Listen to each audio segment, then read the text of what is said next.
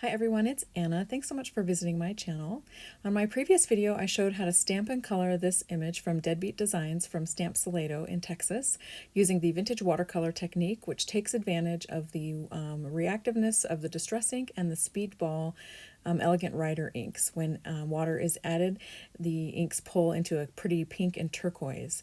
And so it leaves you with the result of a very beautiful watercolored image that's reminiscent of old days. So hence the title Vintage Watercolor. So I decided to pull out this paper pad from Making Memories. This is an oldie but a goodie in my stash, and it's a really beautiful vintage inspired paper pad called Vintage Findings, and it's old. I had this when I lived in Oregon, and I moved away from Oregon in like 2005 or 6, so it's an old paper pad. So I selected a print and decided to back it with a little bit of chocolate cardstock, and then thought that was a nice combination with my stamped and painted image.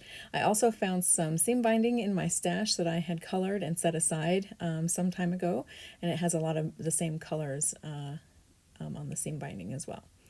So I'm just going to add some distress ink to the rest of my panel. This image is stamped on distressed watercolor paper, so it will take water quite nicely. And the nice thing about using distress inks is their reactability to water. So I'm just going to add a thin layer of the distress ink all around my panel here. And then I'm going to be adding some stamped images as well. I'll put links to these stamps that I'm going to be using from Impression Obsession on my background. I can't remember the exact titles of them, so I'll just put links down below. One of them is like French handwriting or French letter. This one here is, I don't know, it's something in French or handwritten letter or something like that. But I'll put a link to it down below. I use it all the time, and I don't know why I can't remember what it's called, but I should write it on the back. And then I'm also going to use another one from Impression Obsession, which is from the Postage stamp set. And it's one of my favorites to use for this technique as well. I just like the addition of that circle there and those little jaggedy lines where the text would be. And then it even has some numbers in it as well, so it's kind of a fun stamp to use.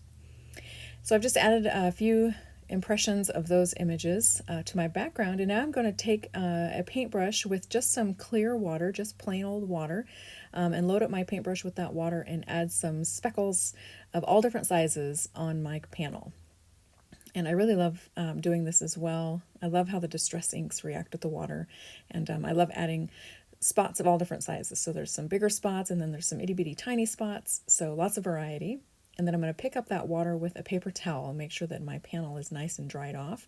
And by lifting that color, you can see where the water spots were, and they've lifted the distress ink onto my paper towel. There wasn't quite enough splish splash in two of those corners, so I grabbed a spray bottle and just gave it a quick spritz with some water, and that added the texture I was really looking for on that panel there at the bottom.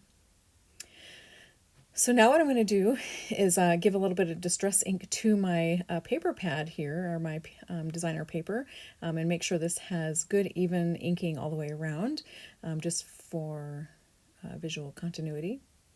And I'm also going to be adding some faux stitching to this panel as well after I adhere it to that chocolate cardstock. And I didn't want that piece to go all the way around that distress, or that designer paper, so I just left it just shy of the full size there.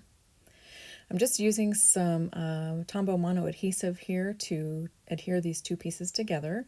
I was going to use some Tombow Mono liquid glue, but my glue bottle was giving me fits and I couldn't get the glue to come out, so I switched to tape runner.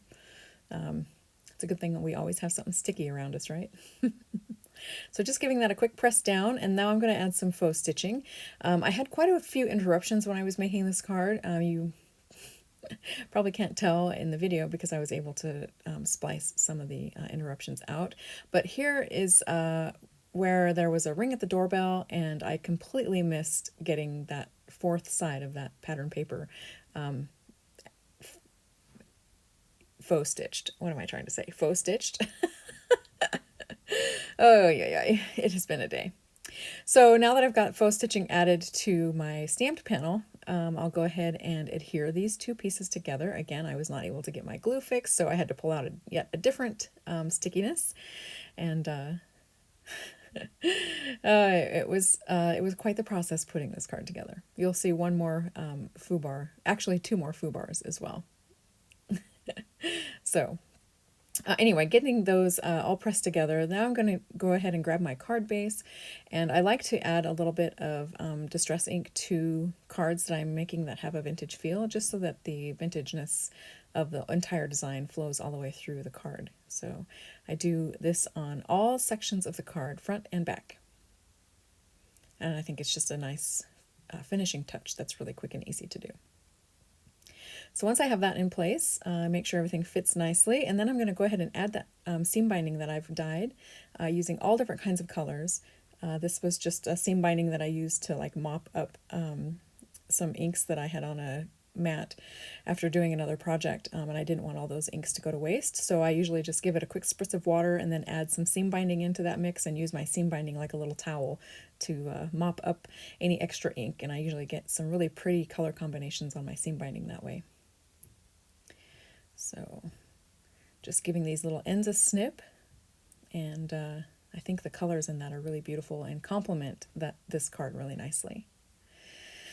So there's another one of my oopsies. I wrapped that ribbon on the backside so it's kind of twisted, but that's okay.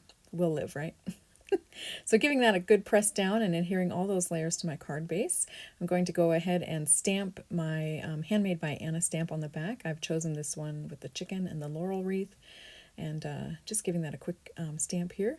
And then I decided I need some detail on the inside of my card as well, so I had an extra strip of that pattern paper, just inking up the edges a bit, and I'm going to adhere this to the inside of my card. And the last little foobar that you're going to see is that I forget to add the faux stitching once again, because I was kindly interrupted today. So yeah, we had the UPS man come by, the dogs were barking, then they were barking at something else, and then I haven't been feeling very good today, so I had lots and lots of trips outside of the room, and yeah, so anyways, it is what it is. I'll go ahead and add faux stitching before I mail this card out, and I'll remember to capture that last faux stitching side on the front of the card as well. So here I am, just giving that extra piece of paper a quick snip with some scissors, and that finishes off my card. I think it turned out really, really cute. I love the image. I love, love, love this technique of using the distress inks with the elegant writers. I think it's really beautiful, and I think it's really fun and easy to do, so I hope you give it a try. I will link my playlist for this technique in the description box below, and then I'll also link those Impression Obsession stamps as well, because they absolutely are some of my favorites when doing this type of technique and adding interest to the background. So thanks so much for watching my video. I hope you enjoyed it, and enjoy the rest of your day.